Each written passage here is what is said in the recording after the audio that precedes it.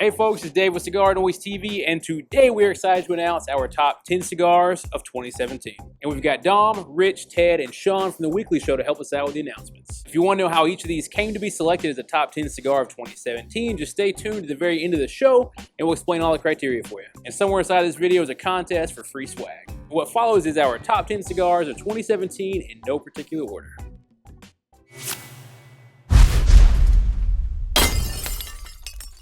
Now this is known as the Wiseman Maduro, not the El Huense Maduro, because it's not just a wrapper swap, it's a slightly different blend. Nick's been wanting to use San Andreas tobacco for about 14 years because this varietal is actually older than Cuban seed tobacco. The more you know. Back in 2014, Nick started Lil International works with the farmers and they teach them better ways to grow the tobacco.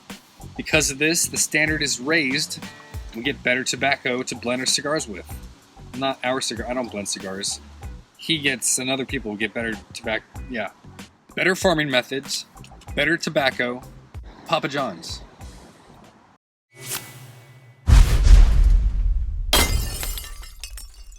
Patina Cigars shares an honor with Davidoff this year, with each having 2 cigars in the CigarNoise Top 10. One of the 2 inclusions from Patina is their Habano. The Habano brings Ecuadorian, Nicaraguan, and Pennsylvania tobaccos to the table. It's blended and made at Casa Favilli, the home of Mombacho Cigars in Nicaragua. Now, if you haven't tried the Patina Habano, you're missing out on a complex and well-balanced cigar that also has some balls to it. I've personally bought and smoked several boxes of these, and I have yet to be disappointed in a single one. A couple of interesting notes about that particular cigar is that the founder, Rene Lorenzo, used his address in Cuba as the name of the cigar. My address would sound really dumb as a cigar name, so that won't ever happen. This is the 3rd year in a row that they have introduced a different limited edition size. This year, a box of 20 will only cost you $40 more than last year's box of 10. So for those of us who are trying to find some budget sticks to put in our humidor, these are some really good options. I would offer to you that HVC may be the value brand of the year. And the reason I say that is they have 5 different offerings that are going to run you less than $10 a stick based on box purchases. In fact, they have one that'll run you less than 8, one that'll run you less than 7, and one that'll run you less than $6. $6, $7, $8 a stick.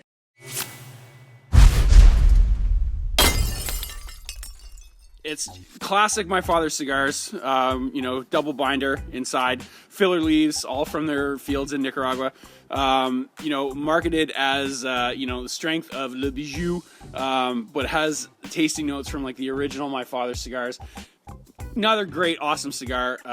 Was on my top 10. Obviously it was in a lot of yours. So yeah, La Opulencia, a CigarNoise top 10 of 2017.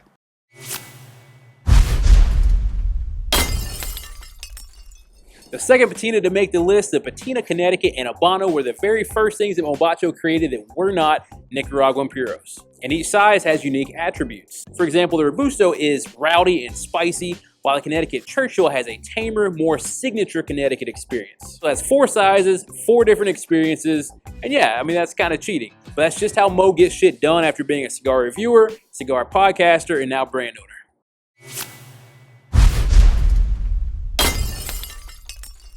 Each size of the 702 has its own unique blend, so the next time you try that one, it's never going to be the same blend. They're all going to have a very unique profile. When we get done with this video here, when I get done with this video, I'm going to smoke a 702 2000, which has a double binder, and I'm smoking the Special R size, which is a 4 7/8, 5 inches for all practical purposes by 50 ring gauge. So I'm excited to see what that one's like. I've never smoked that one before.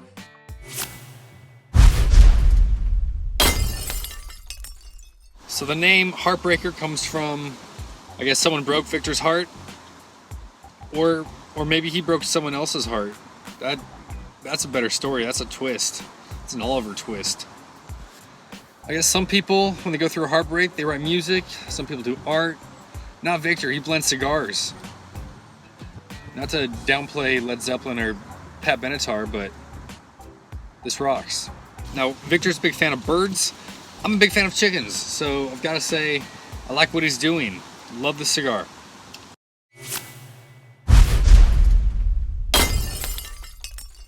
Definitely one that I voted for, one of my favorites to come out this year. Just an excellent smoke. Has amazing broadleaf in the wrapper and the filler. As a quote from James Brown, the maker, the man, the legend, the profile is rich, complex, and bold, with tons of subtle flavors, and it does have that. The notes on this thing are pretty amazing. Cigar is both strong and refined with an elegant finish, and it makes you a better human if you smoke it. He didn't say that. I just added that. I added that part on.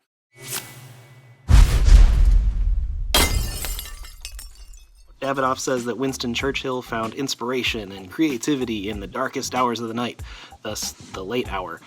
Personally, all I find in the darkest hours of the night is cigars and alcohol. So speaking of alcohol, some of the late hours tobacco was aged for 6 months in Scotch single malt casks, and that's something they said has never been done before. Churchill's great-grandson Randolph believes that Sir Winston would have loved the combination of his two favorite things. Who wouldn't? Late Hour comes at us with a 4-country blend. It's got Ecuadorian wrapper, Mexican binder, Nicaraguan filler, and Dominican filler. And it's an excellent inclusion into this year's top 10 cigars.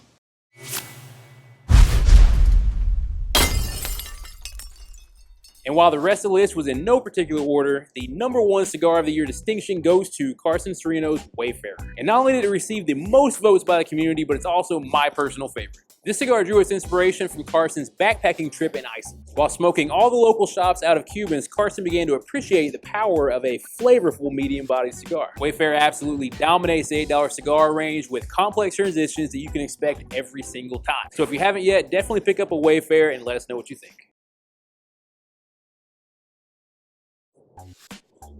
All right, so how did each of these 10 cigars get selected as our top 10 cigars of 2017? Well, each year we announce in the CigarNoise app that we're going to be hosting a vote for your favorite 10 cigars. And there's only 2 rules. It must be available in the United States and it must have been released in 2017. Line extensions, limited editions, crazy price cigars, they're all available as long as American can buy them on or after 1 January 2017. And after the community votes, we tally them up and then bam, you've got your top 10 cigars of 2017 in no particular order except for one. The cigar with the most votes is crowned Cigar of the Year.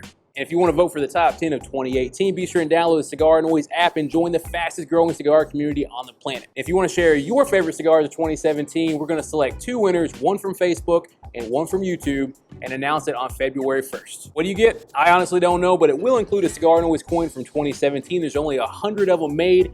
Only 100 of these ever gonna be made. So it's a collector's item, it's pretty cool, and some kick-ass cigars to go along with it. As always, thank you very much for watching. We will see you in the CigarNoise app.